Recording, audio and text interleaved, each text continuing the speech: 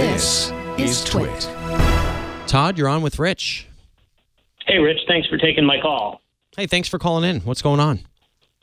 So I saw your report on the new Apple products, and I'm an Android guy.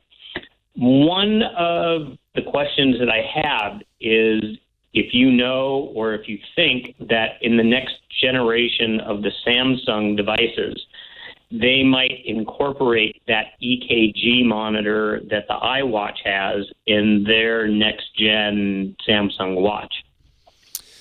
It's a good question, and thanks for watching the report, by the way.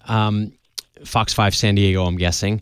So the EKG was one of the really interesting functions that they added to the Apple Watch. So you now have two kind of, I don't know if you call them diodes or whatever. There's two contact points on the Apple Watch, the new Series 4. One is on the crown, the digital crown as they call it, and then one is on the back of the device. So that one hits your wrist, and then you take your other hand and you tap your finger on the digital crown for 30 seconds, hold it there while it takes a reading. And it will take a reading of your EKG or ECG for your heart.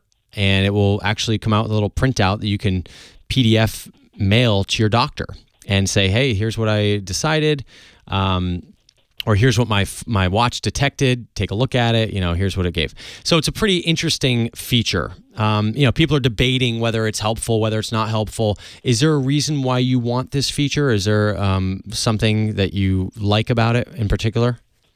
Well, I have family history of cardiac issues. My oldest brother actually had a internal defibrillator placed. So it's potentially something that could be helpful for me because in the past there have been times when I've had the feeling of my heart racing. So I think along with the normal health track monitors that the new watches have, it's a helpful, it's just more information that you can have. So if it works and if it's accurate, I would actually be willing to switch back to Apple products if this was some kind of proprietary software that Apple has that Samsung might not be able to get to. Well, I think there's a chance that Samsung could build something in that's similar. I mean, remember, Samsung was one of the first that came out with the heart rate sensor on the back of their phone, which would take, I think it was like your oxygen level, and I think it also did your heart rate as well on the back of their devices. So they were doing this way before Apple was. I just don't think they've really progressed it as far as Apple has taken it. With that said, it's funny how we see these things happen where one company does something and the next thing you know, 5 other companies do something very similar. So now that it's been done, I don't see any reason why another company wouldn't want to do it. With that said, Todd, for you specifically, since you say you have a family history and all that stuff, I think it might be a good idea to look into this. And if you're open to switching and to get this thing, it could be potentially life-saving. Now, there's another feature, by the way, and you said, the heart racing thing. There's another feature that's kind of interesting inside the app. Now, the ECG feature is coming later this year, so that is not available just yet.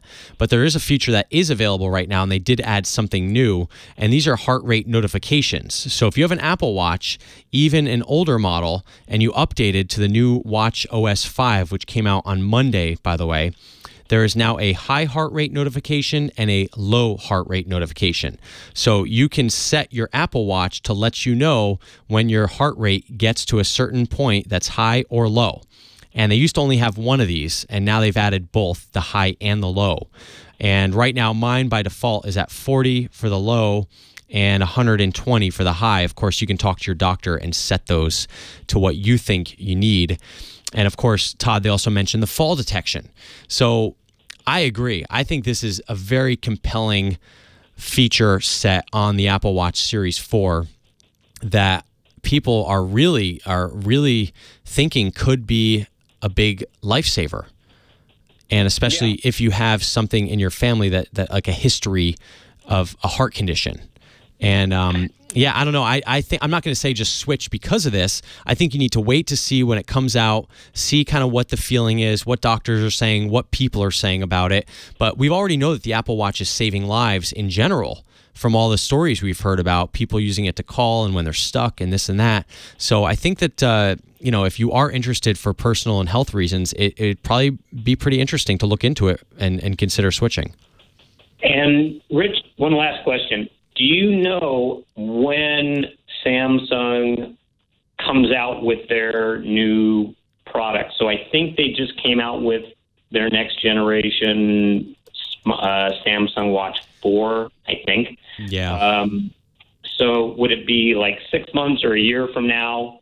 It'd probably be another year. So, I mean, they just came out with the Samsung Galaxy Watch, and they just came out with the new Samsung Galaxy Note 9 in August. So those were both unveiled in August and put on sale just recently.